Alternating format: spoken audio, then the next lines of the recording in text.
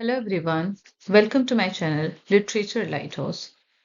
आज मैं आपके साथ एक बहुत ही इम्पोर्टेंट एसे डिस्कस करने वाली हूँ जिसका नाम है the road to happiness.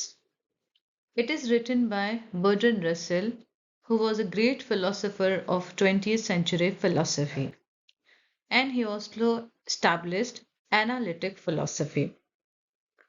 So, if I talk about Bertrand Russell, his full name was Bertrand Arthur William Russell, and he was a great British philosopher, logician, and social reformer. He also take part he also took part in some of the movements that were against war, or it can be said anti-war activities, as he also championed anti-imperialism.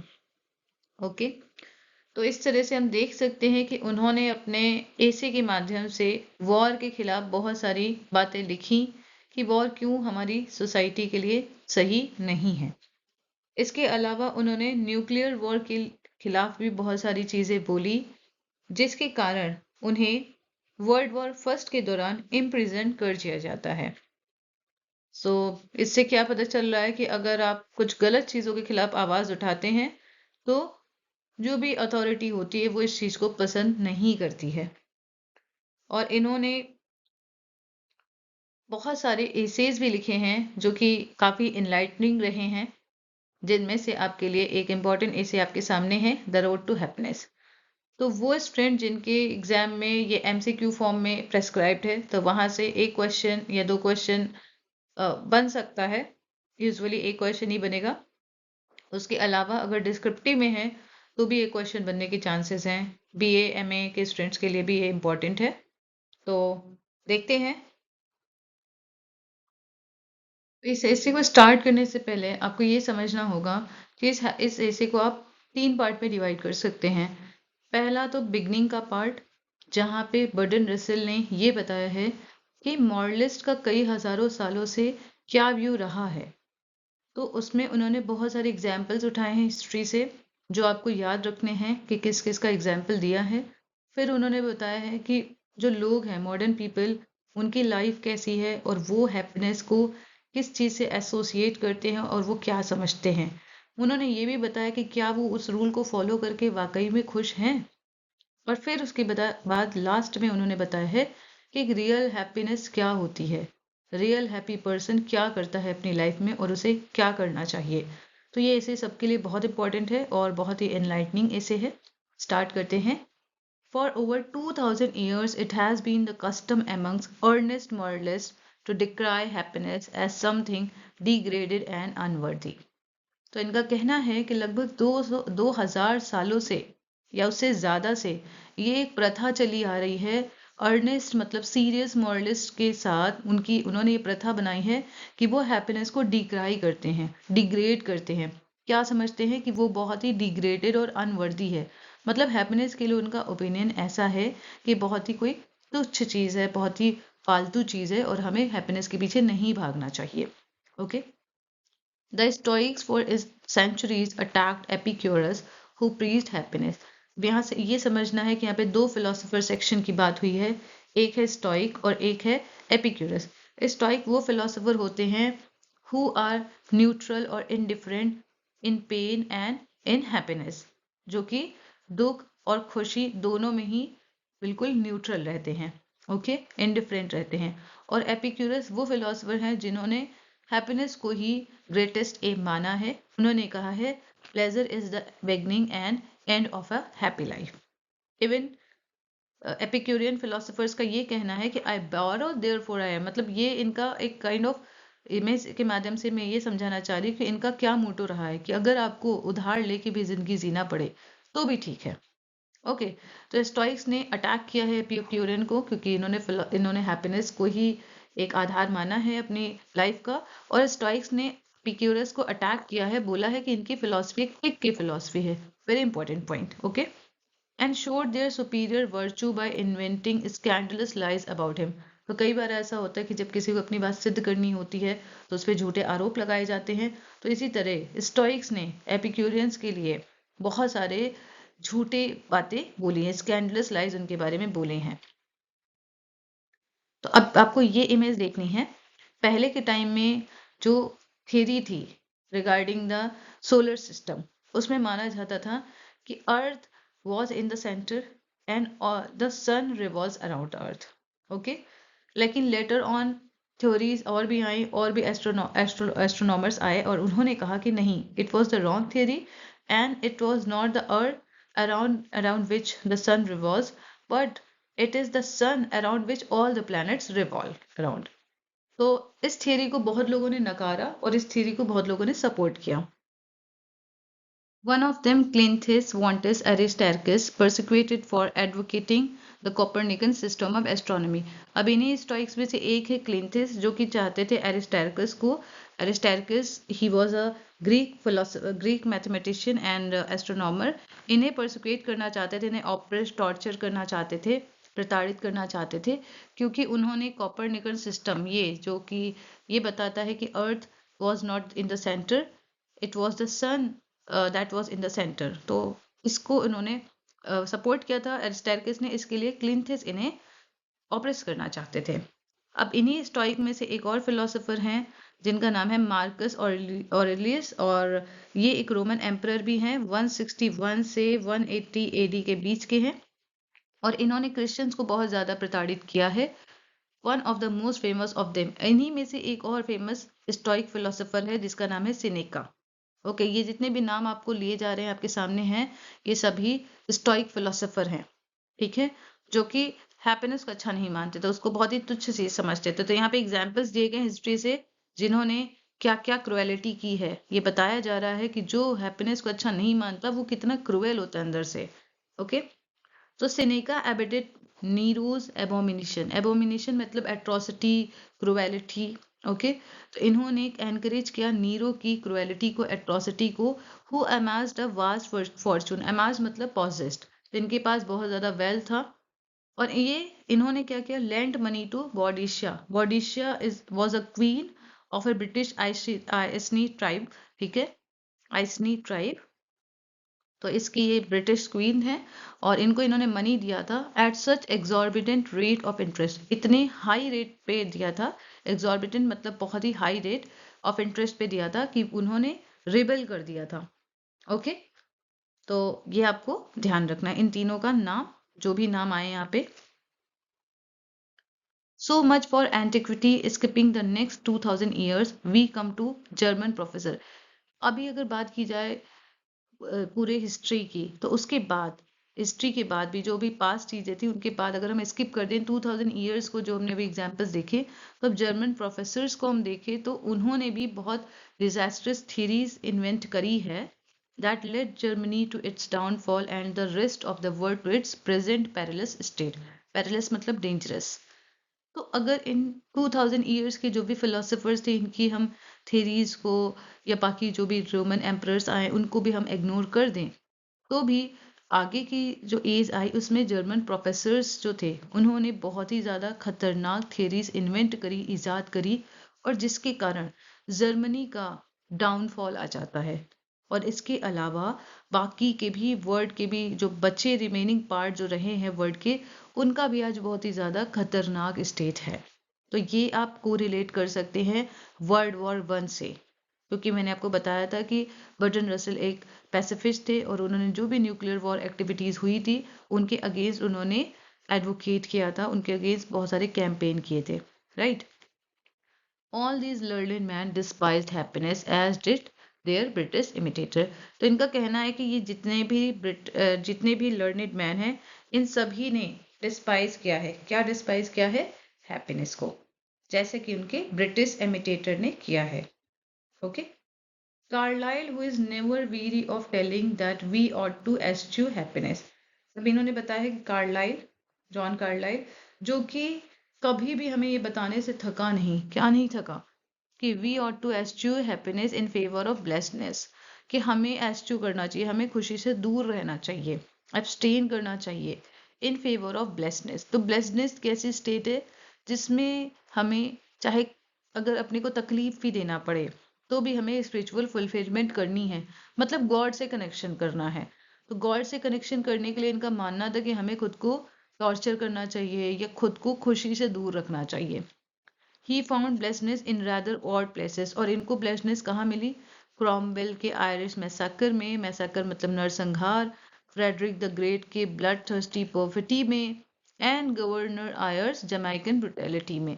तो इनको इन सभी के जो भी नरसंहार हुए, जो भी ब्रुटैलिटी हुई, उसमें इन्हें ब्लेसनेस दिखी। मतलब ये बताया जा रहा है कि हैप्पीनेस को ये नकारते हैं लेकिन उन्हें यहाँ पे अच्छा लग रहा है। तो आप जैसे ये भी देख सकते हैं, ये सारे एग्जाम्पल्स आपको हिस्ट्री से दिए गए हैं, तो ये आपको ध्यान रखने हैं। In fact, contempt for happiness is usually contempt for other people's happiness. Very important point. मतलब कंटेम्प्ट अगर आप अपनी हैप्पीनेस से करते हैं तो यूजुअली उस व्यक्ति के मन में दूसरे व्यक्ति के हैप्पीनेस के लिए भी घृणा उत्पन्न हो जाती है। तो ये बहुत ही सही पॉइंट है, आप इसे कोरिलेट करिए अपनी लाइफ से। And is an elegant disguise for hatred of the human race, और ये कहीं ना कहीं एक बहुत ही एलिगेंट डिस्गाइज फॉर्म में होती है, और धीरे धीरे आपके मन में पूरी ह्यूमन रेस के लिए हेट्रेड पैदा हो जाती है। जैसे फॉर एग्जाम्पल मैं बता रही हूँ, जैसे सपोज दैट कि आप अपने किसी हायर एम की वजह से कहीं बाहर नहीं जा पा रहे हैं, ओके, या आपको ऐसा लगता है कि बाहर घूमना फिरना अच्छी बात नहीं है, तो आपको तो अच्छा नहीं लग रहा, आपको ऐसा लग रहा है कि मैं एक आइडियल लाइफ बिता रहा हूँ। लेकिन अगर आप किसी दूसरे को देखेंगे बाहर घूमते हुए या स्टेटस पे फोटो लगाते हुए, तो आपको लगेगा कि इनके पास तो कोई काम ही नहीं है ना, आप उसे डिसडेन करेंगे अप्रिशिएट करने के बजाय। तो ये क्या होता है, धीरे धीरे अगर आप अपनी हैप्पीनेस को इग्नोर करते हैं तो आप दूसरों की हैप्पीनेस से भी हेट्रेट करने लगते हैं।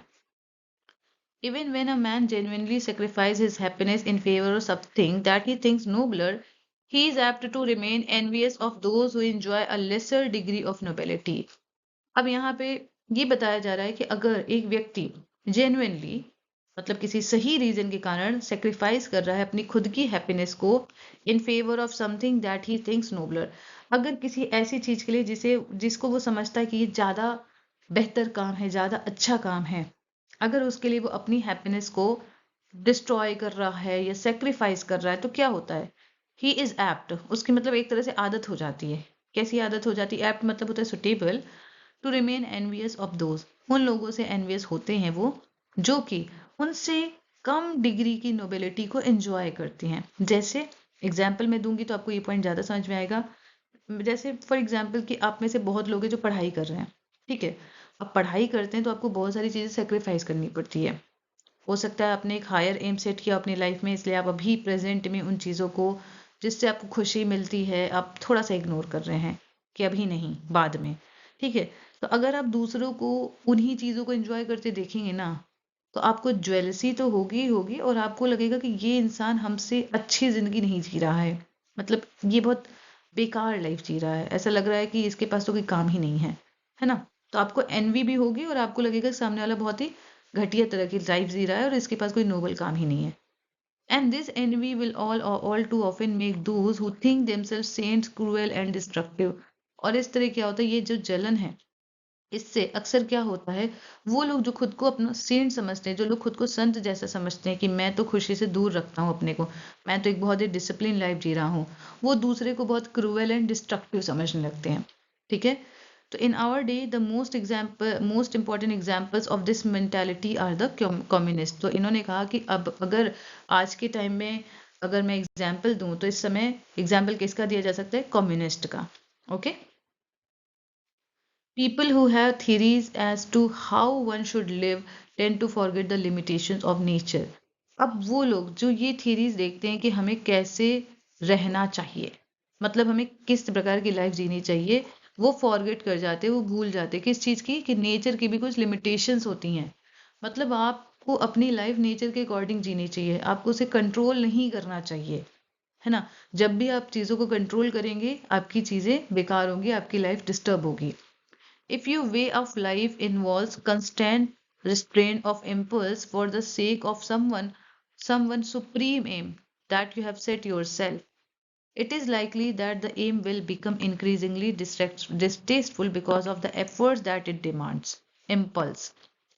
अब यहाँ पे बताया जा रहा है कि अगर आपका वे ऑफ लाइफ, आपका जीने का तरीका, उसका जो फिलॉसफी है, उसका जो थियरी है, वो ये है कि कंस्टेंट आप कंटिन्यूअसली रिस्ट्रेन कर रहे हैं, रोक रहे हैं इम्पल्स को। इम्पल्स मतलब जो आपकी अंदर से जो आपकी एक फीलिंग आ रही है, ठीक है, natural feeling for the sake of something supreme है। अगर आपकी लाइफ में कुछ सुप्रीम एम है जिसके कारण आप अपनी भावनाओं को, सपोज दैट आप कुछ एंजॉय करना चाहते हैं, आप उसे ही कंट्रोल कर रहे हैं, आप मूवी देखना चाहते हैं, आप उसे ही कंट्रोल कर रहे हैं, कुछ एक ऐसे सुप्रीम एम के लिए जो आपने अपने लिए सेट किया है, तो क्या होगा, धीरे धीरे धीरे धीरे वो एम, वो सुप्रीम एम ही आपके लिए डिस्टेस्टफुल हो जाएगा। ठीक है, क्यों? क्योंकि जो एफर्ट इसे चाहिए, जो डिमांड इसकी है, जो एफर्ट्स चाहिए, उसके कारण ये बिल्कुल डिस्ट्रेसफुल लगने लगेगा। और वो क्या है? इम्पल्स। जो आपकी इम्पल्स है, denied it normal outlets with find others probably in spite. तो क्या होगा कि जो इम्पल्स है जिसे आप डिनाई कर रहे हैं, अपनी नॉर्मल लाइफ में आप डिनाई कर रहे हैं, और अगर आप इन्हें दूसरों की लाइफ में पूरा होता देखेंगे, ठीक है, उनको प्लेजर में होता हुआ देखेंगे, तो आपको कहीं ना कहीं नफरत होने लगेगी। ठीक है, if you allow your self at all, any at all, और अगर आप अपने को थोड़ा सा भी अलाउ भी करेंगे, ठीक है, अगर आप थोड़ा सोचेंगे कि चलो मैं हैप्पीनेस की बजाय आप एक्चुअली प्लेजर को ढूंढेंगे और आप अलाउ भी करेंगे, तो you will be disassociated from the main current of your life. अगर आप अपने को प्लेजर से एसोसिएट करने की कोशिश करेंगे, तो कहीं ना कहीं आप अपनी लाइफ के मुख्य उद्देश्य से अलग हो जाएंगे and will become batches and frivolous. Okay, तो फिर आप क्या करेंगे, आप गलत रुख अपनाएंगे और फिर आप बैचेस हो जाएंगे। बैचेस, बेसिकली बैचेस बोला जाता है गॉड ऑफ वाइन को, ठीक है, बट यहाँ पे बैचेस जो वर्ड हुआ है एडजेक्टिव की तरह यूज हुआ है, तो ये बताया जा रहा है कि फिर आप एकदम अनकंट्रोल्ड हो जाएंगे और फ्रिवलस हो जाएंगे, आपकी लाइफ में कोई सीरियस पर्पस नहीं जाएगा, और ऐसे प्लेजर से ना तो हैप्पीनेस आती है, ना तो कुछ और अच्छी फीलिंग आती, बल्कि क्या आता है, सिर्फ और सिर्फ आपको डिस्पेयर की फीलिंग आती है, आपको सिर्फ निराशा हाथ लगती है। मतलब जैसे आप इसको इमेजिन करिए कि कोई एक व्यक्ति है जो अपनी लाइफ में कुछ बढ़िया पाना चाहता है, अपनी लाइफ में सक्सेस पाना चाहता है, ठीक है, और उसने अपनी लाइफ के बहुत सारे हैप्पी मोमेंट्स को साइड में रख के सिर्फ सक्सेस के लिए बहुत सारे काम किए, लेकिन उसे वो सक्सेस नहीं मिली, और उसने अपने सामने किसी और को देखा जिसे सक्सेस मिल गई, तो उसे क्या लगेगा, दूसरे से जलन होने लगेगी, और अपने ईगो को सेटिस्फाई करने के लिए वो सोचेगा कि चलो मैं भी अपनी लाइफ खुशी से बिताऊं। और अगर वो गलत तरीके अपनाएगा अपनी खुशी, अपनी लाइफ में खुशी खुशी लाने के लिए, तो इससे उसे कोई खुशी तो मिलेगी नहीं, जैसे ड्रिंक्स या स्मोकिंग या कुछ और भी गलत हरकतें, इससे सिर्फ निराशा, फ्रस्ट्रेशन, डिस्पेयर ही हाथ लगेगी। ओके, आई होप आपको ये पॉइंट क्लियर है। अब देखते हैं, it is a common place among moralist that you can not get happiness bye pursuing it. जो मॉरलिस्ट हैं उनका कहना है कि आप हैप्पीनेस को कभी भी प्राप्त नहीं कर सकते अगर आप उसको परस्यू करेंगे। This is only true if you pursue is unwisely. अब इनका कहना है, वर्डन रसेल का कहना है कि नहीं, ये बात सही नहीं है, ये बात आधी सही है। अगर आप खुशी को परस्यू करते हैं अनवाइजली, गलत तरीकों से, तब तो आप हैप्पीनेस को फॉलो नहीं कर सकते हैं। जैसे gamblers at Monte Carlo. Monte Carlo क्या है, एक कसिनो है, ठीक है, ये गैम्बलिंग की जगह है जहाँ पे बहुत सारे लोग गैदर होते हैं। तो अगर गैम्बलर्स यहाँ पे परस्यू कर रहे हैं मनी को, और मोस्ट ऑफ देम लूज कर रहे हैं, अगर उसमें से बहुत ज्यादा लोग मनी को प्राप्त करने के बजाय, कमाने के बजाय, रिवॉर्ड में पाने के बजाय लूज ही कर रहे हैं, तो क्या होगा, फिर उन्हें निराशा हाथ लगेगा, फ्रस्ट्रेशन होगा। But there are other ways of pursuing money which often succeed. तो इनका कहना है बजाय कि गैम्बलिंग के, पैसे कमाने के, और भी तरीके हैं, और उनसे आपको खुशी भी मिलेगी और पैसे भी मिलेंगे, ठीक है, तो उससे ही आपको असल में रियल हैप्पीनेस मिलेगी। If you pursue it by means of drink, अगर इनका कहना है कि अगर आप खुशी को परस्यू करते हैं ड्रिंक्स के जरिए, you are forgetting the hangover, तो आप उसके बाद का जो हैंगओवर हो रहा है, जो आपकी हेल्थ को साइड इफेक्ट्स पड़ेगा, उसको आप भूल रहे हैं। Epicurus pursued it by living in a congenial society. Congenial मतलब हैप्पी सोसाइटी, या एक ऐसी सोसाइटी जिसमें एक ही तरह की सोच वाले लोग रहते हैं। तो एपिक्यूरस ने इस फिलोसफी को फॉलो किया था कि ऐसी सोसाइटी में रह के जो कि एक ही जैसे की सोच वाले थे, हैप्पी रहते थे, and eating only dry bread, वो केवल ड्राई ब्रेड खाते थे, सप्लीमेंटेड बाय अ लिटिल चीज ऑन फीस्ट डे। जब कभी त्योहार का टाइम होता था या कुछ स्पेशल ओकेजन होता था, वो कभी कभी थोड़ा चीज भी खा लेते थे। तो उनके मेथड सक्सेसफुल रहे, लेकिन उनके लिए ही सक्सेसफुल रहे। जरूरी नहीं कि आप एपिक्यूरियन फिलोसफी को अपनी लाइफ में फॉलो करें तो आपको भी वही फायदा हो जो उनके साथ हुआ। In his case he was a valetudinarian. तो ठीक है, उनके केस में वो कैसे थे, वो एक ऐसे व्यक्ति थे जो अपनी हेल्थ के लिए बहुत ज़्यादा कॉन्शियस रहते थे, ठीक है, ज़रूरत से ज़्यादा। A person who is excessively anxious about their health, और अक्सर वो छोटी छोटी चीज़ों में भी बड़े बड़े इश्यूज सोच लेते हैं। तो ऐसे लोगों को बोलते हैं वैलेट्यूटेरियन, ठीक है, ट्यूडिनेरियन, सॉरी। तो and most people would need something more vigorous, लेकिन ज़रूरी नहीं कि हर कोई इतना ही खा के लाइफ में अच्छा कर जाए या हेल्थ अच्छी रहे। हो सकता है किसी और को कुछ और ज़्यादा करने की ज़रूरत हो, फुल ऑफ एनर्जी की ज़रूरत हो ऐसे खाने की, ठीक है। तो ये स्टोइक एंड एपिक्यूरियन की फिलोसफी का एक डिफरेंस है, ठीक है। For most people the pursuit of happiness often supplemented in various ways, बहुत लोगों के अकॉर्डिंग हैप्पीनेस को परस्यू करने के अलग अलग तरीके हैं।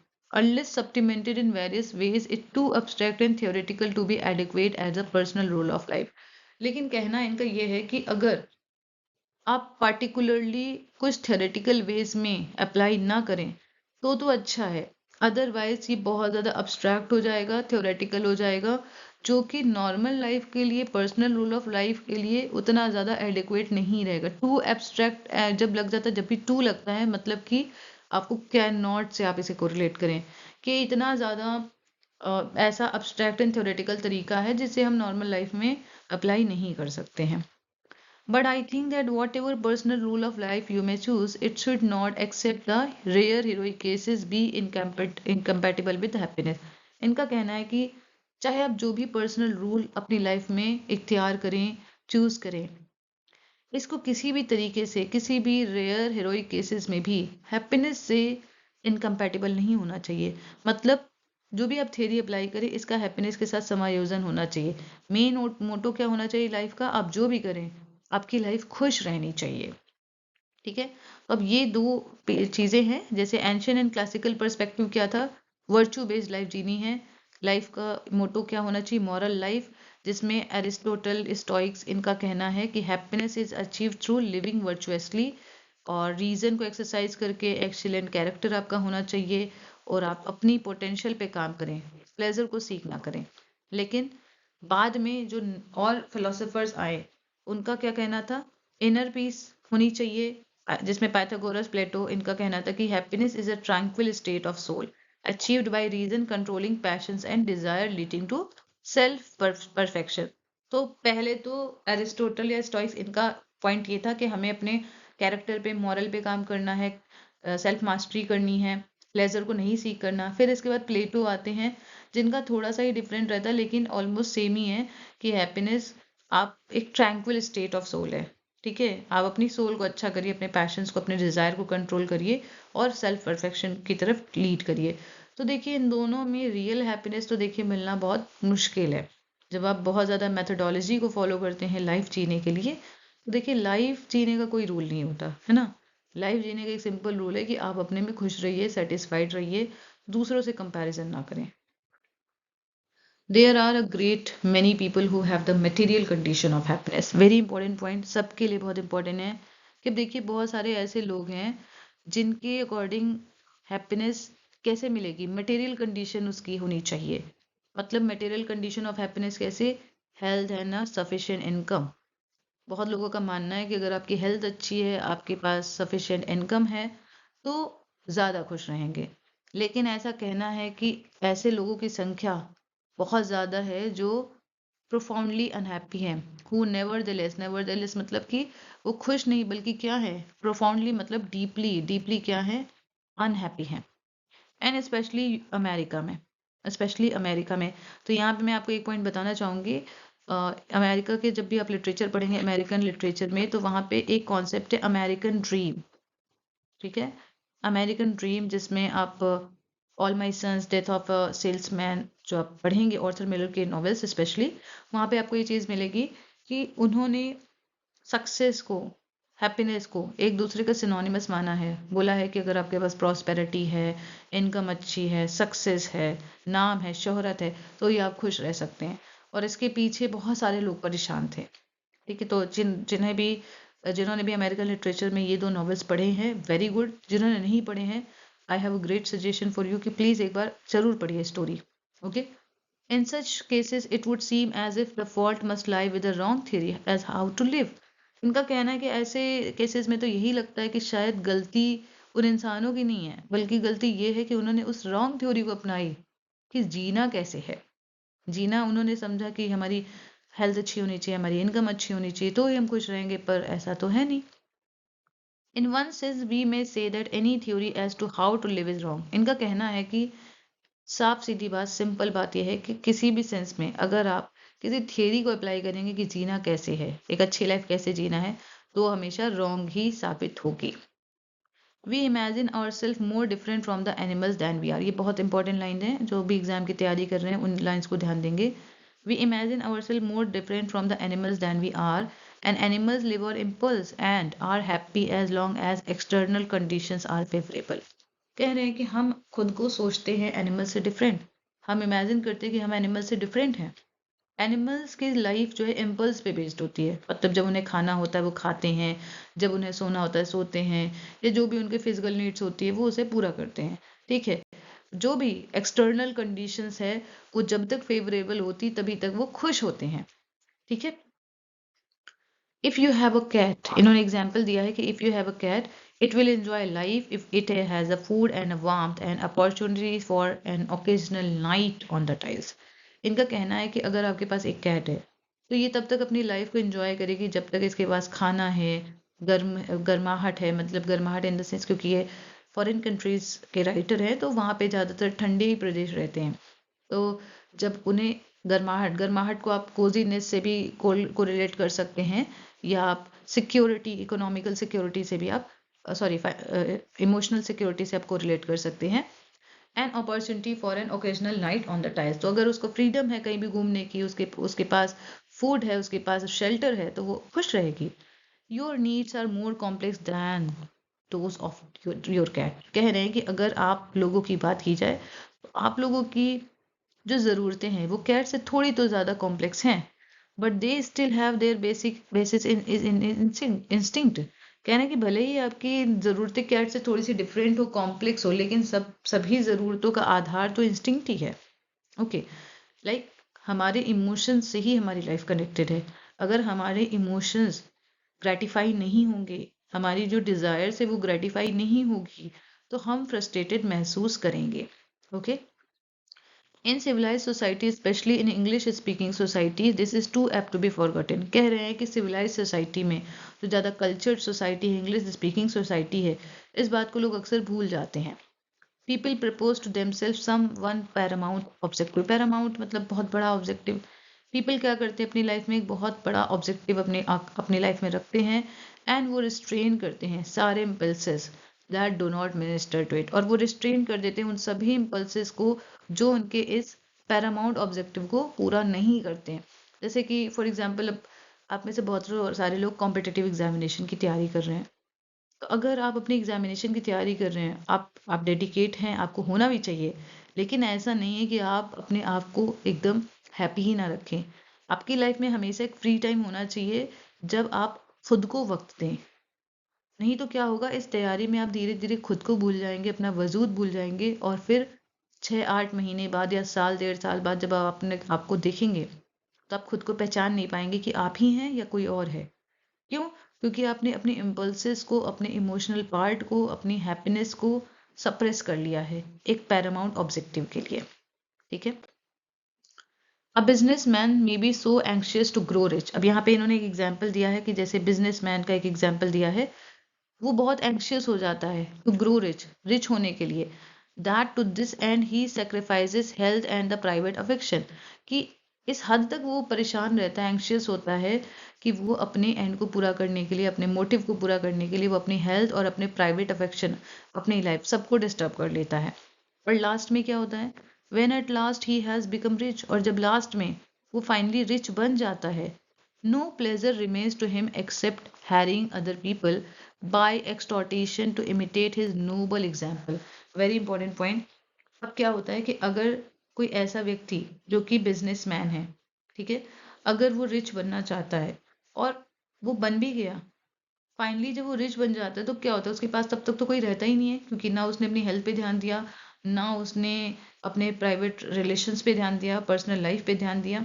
तो क्या होता है कि धीरे धीरे अपनी अब इस फ्रस्ट्रेशन को निकालने के लिए वो क्या करता है, हैरी एक्सटॉर्टेशन करता है। एक्सटॉर्टेशन क्या होता है, एक स्पीच देना, जैसे आप किसी को समझा रहे हैं, ठीक है, काइंड ऑफ गाइडेंस दे रहे हैं, ठीक है, बड़ी बड़ी बातें बता रहे हैं एग्जैजरेटेड फॉर्म में, और क्या बता रहे हैं कि आप उन्हें इमिटेट करें, नोबल एग्जाम्पल खुद का दे रहे हैं कि आप मुझे इमिटेट करिए, ठीक है।